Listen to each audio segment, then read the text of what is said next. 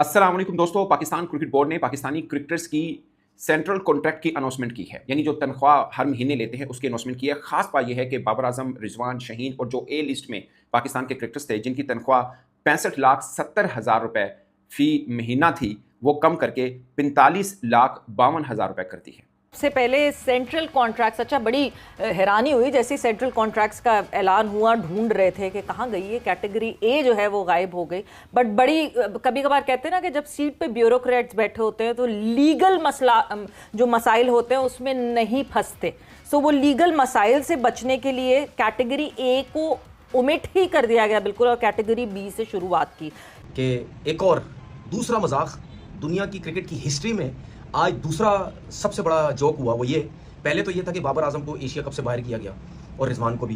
दूसरा ये कि पाकिस्तान के जो सिलेक्टर्स हैं उन्होंने जो सेंट्रल कॉन्ट्रैक्ट अनाउंस किया उसमें ए कैटेगरी ही खा गए।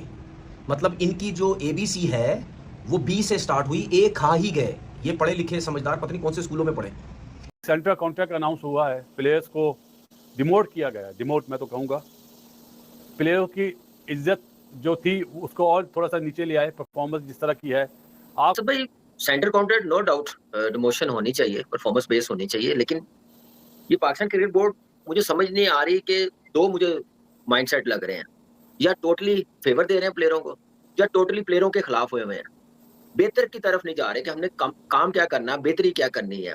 मुझे लग रहा है कि ये सेंट्रल कॉन्ट्रैक्ट ना इन प्लेयरों के साथ डिसरिस्पेक्ट है इनकी, जिस कैटेगरी में रखा है और इन्होंने परफॉर्मेंस की हुई है, खेले हैं, ठीक है। आप एक कैटेगरी कैसे खत्म कर सकते हैं? आप रखें जरूर, मेरा मानना है कि आप रखें कैटेगरी में, अनाउंस करें, पैसे कम कर दें, कट कर दें थोड़ा सा। परफॉर्मेंस नहीं है ना, 8वें नंबर पर टीम चली गई है, 9वें नंबर पर टीम चली गई है, आप कट करें। आप कैटेगरी खत्म करनी वो मेरी समझ से बाहर है। जो ठीक है, मतलब हालत आप चेक करें कि बाबर आजम से इतना घबराए हुए ये कि इन्होंने एक कैटेगरी खत्म कर दी। उसकी घबरा इस वजह से गए कि उन्होंने ये सोचा कि यार अगर इन दोनों को सबसे पहले तो एशिया कप से हमने बाहर किया जानबूझ के, जो मैं हमेशा कहता हूँ जानबूझ के बाहर किया। क्रिकेट का तो परफॉर्मेंस का या स्ट्राइक रेट इसका तो कोई रीजन ही कोई नहीं है।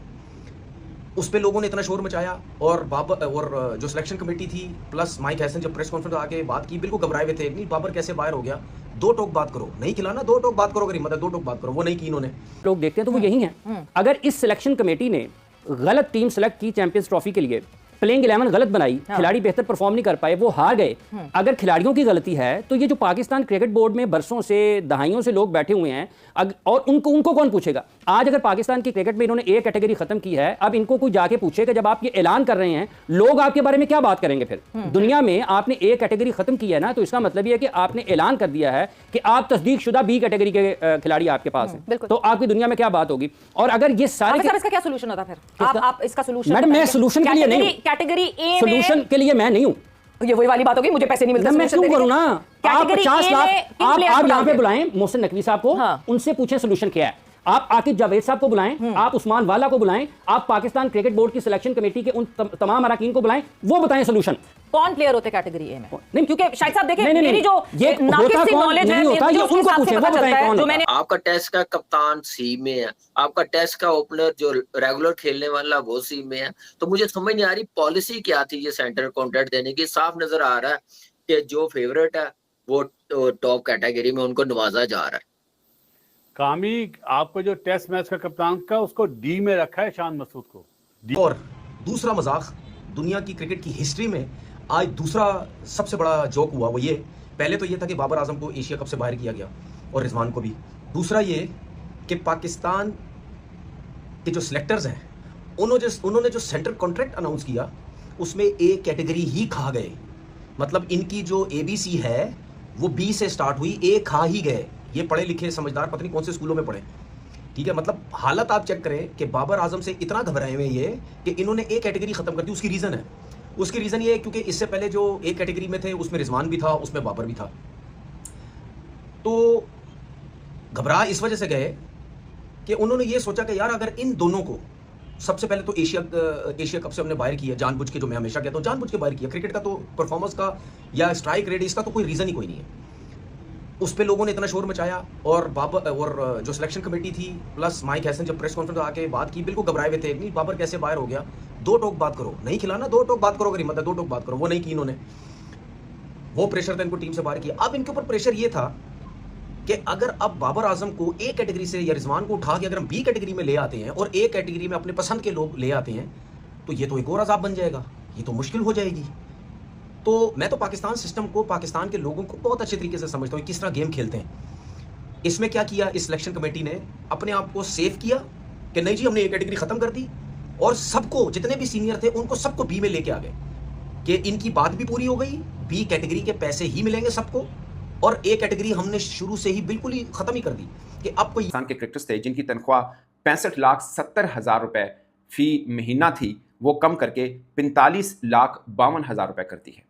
ये मैं आपको, अच्छा सेंट्रल कॉन्ट्रैक्ट होता क्या है? ये पाकिस्तान क्रिकेट बोर्ड अपने क्रिकेटर्स को देता है, दुनिया भर के तमाम बोर्ड अपने क्रिकेटर्स को देते हैं। इसमें ए कैटेगरी होती है, बी होती है, सी होती है, अमूमन सब बोर्ड्स में। पाकिस्तान डी भी करता है, कुछ कुछ बोर्ड जो है वो डी करते हैं, कुछ उसको इमर्जिंग कैटेगरी लिख देते हैं। तो ये 3-4 कैटेगरी होती है। उसमें नंबर 1 ए होती है जिसमें सबसे ज्यादा तनख्वाह दी जाती है। तो पाकिस्तान क्रिकेट बोर्ड ने अब जो सेंट्रल कॉन्ट्रैक्ट अनाउंस किया है उसमें ए कैटेगरी रखी नहीं है, यानी कोई एक क्रिकेटर भी ऐसा नहीं है जिसकी साल भर में परफॉर्मेंस अच्छी हो। ये बेसिकली परफॉर्मेंस बेस्ड सैलरी होती है जिसका रिव्यू किया जाता है हर साल में जिसकी अच्छी परफॉर्मेंस रही हो और आइंदा साल के लिए जो पाकिस्तान टीम के लिए के काम आ सकता हो। बेसिकली ये उस बेस के ऊपर सेंट्रल कॉन्ट्रैक्ट अनाउंस होता है। मैं जब से कवर कर रहा हूँ, जब से मैं सेंट्रल कॉन्ट्रैक्ट पाकिस्तान का देख रहा हूँ, कभी ऐसा नहीं हुआ कि कोई एक क्रिकेटर भी एक कैटेगरी में ना हो जिसमें मैक्सिमम सैलरी दी जाती, कभी ऐसा नहीं हुआ। ये फर्स्ट टाइम हुआ। और मैंने दुनिया भर के बोर्ड के भी जो सेंट्रल कॉन्ट्रैक्ट अनाउंस होता है, जहां तक मैंने पढ़ा है, कभी ऐसा नहीं हुआ कि किसी बोर्ड ने कोई सेंट्रल कॉन्ट्रैक्ट अनाउंस किया हो और वहां पर एक कैटेगरी का क्रिकेटर ही ना हो। अमूमन ऐसा होता है जो तीनों फॉर्मेट खेलता है, टेस्ट, वनडे, टी20, तीनों फॉर्मेट जो क्रिकेटर खेलता हो उसको एक कैटेगरी में शामिल किया जाता है, यानी मैक्सिमम सैलरी उसको दी जाती है। और इसलिए भी रखा जाता है कि वो क्रिकेटर बहुत अहम है। जैसे मिसाल के तौर पर रिजवान है, अब अगर वो टी20 नहीं खेलते बट वनडे, टी20, टेस्ट, या पहले बाबर, रिजवान, शहीन, ये 3 वो क्रिकेटर थे, नसीम शाह भी टू सम एक्सटेंट, जो आपके तीनों कैटेगरी में होते थे। तो पाकिस्तान क्रिकेट बोर्ड ने कहा कि इस दफा कोई एक क्रिकेटर भी ऐसा नहीं है जो एक कैटेगरी के अंदर शामिल हो। अब इन क्रिकेटर्स को क्या क्या तनख्वाह मिलेगी वो भी मैं आपको बताऊंगा। जो पाकिस्तान क्रिकेट बोर्ड ने ऑफिशियली अनाउंस की है वो मैं आपको बता देता हूं कि 30 क्रिकेटर ऐसे हैं जिनको सेंट्रल कॉन्ट्रैक्ट दिए जा रहे हैं और ये बी, सी और डी लेवल पर रखा गया है। 10-10 क्रिकेटर इसमें शामिल किए गए हैं और ये 1 जुलाई 2025 से लेकर 30 जून 2026 तक ये रहेगा। पिछले साल 27 क्रिकेटर्स थे, इस बार 30 कर दिए हैं। 12 नए खिलाड़ियों को शामिल किया है और 9 खिलाड़ी ऐसे हैं जो अपनी लास्ट टाइम जो उनकी कैटेगरी थी अब भी वही कैटेगरी है, यानी उन्होंने कोई 1 इंच ना उतने आए ना थले आए हैं, इसलिए कैटेगरी वही रही है। 12 क्रिकेटर जो नए हैं उसमें अहमद दानियाल हैं, फहीम अशरफ, मतलब नई मीन के जिनको पहली दफा अब मिल रहा है सेंट्रल कॉन्ट्रैक्ट, पिछली दफा नहीं मिला था, उससे पहले मिलता होगा मगर लास्ट टाइम जिनको नहीं मिला था। अहमद दानियाल, फहीम अशरफ, हसन अली, हसन नवाज, हुसैन तल्लत, खुशदिल शाह, मोहम्मद अब्बास, फास्ट बॉलर जो हैं हमारे, ये अब्बास अफरीदी नहीं, मोहम्मद अब्बास जो टेस्ट वाले हैं, मोहम्मद हारिस, मोहम्मद नवाज, साहबजादा फरहान, सलमान मिर्जा, सुफियान मुकीम, ये उन खिलाड़ियों में शामिल हैं। 8 क्रिकेटर ऐसे हैं जो पिछली दफा थे मगर इस बार नहीं है। अब बी कैटेगरी में कौन से हैं? ए कैटेगरी तो है नहीं किसी की, बी कैटेगरी में कौन से हैं? उसमें बाबर आजम हैं, मोहम्मद रिजवान हैं, शहीन शाह अफरीदी हैं, फ़खर जमान हैं, Shadab Khan, Abrar Ahmed. Central contract announce हुआ है, प्लेयर्स को डिमोट किया गया है। डिमोट मैं तो कहूँगा, प्लेयरों की इज्जत जो थी उसको और थोड़ा सा नीचे ले आए। बस भाई central contract no doubt demotion होनी चाहिए, परफॉर्मेंस बेस होनी चाहिए, लेकिन ये पाकिस्तान क्रिकेट बोर्ड मुझे समझ नहीं आ रही कि 2 मुझे माइंडसेट लग रहे हैं, या टोटली फेवर दे रहे हैं प्लेयरों को या टोटली प्लेयरों के खिलाफ हुए हुए हैं। बेहतर की तरफ नहीं जा रहे कि हमने काम क्या करना, बेहतरी क्या करनी है।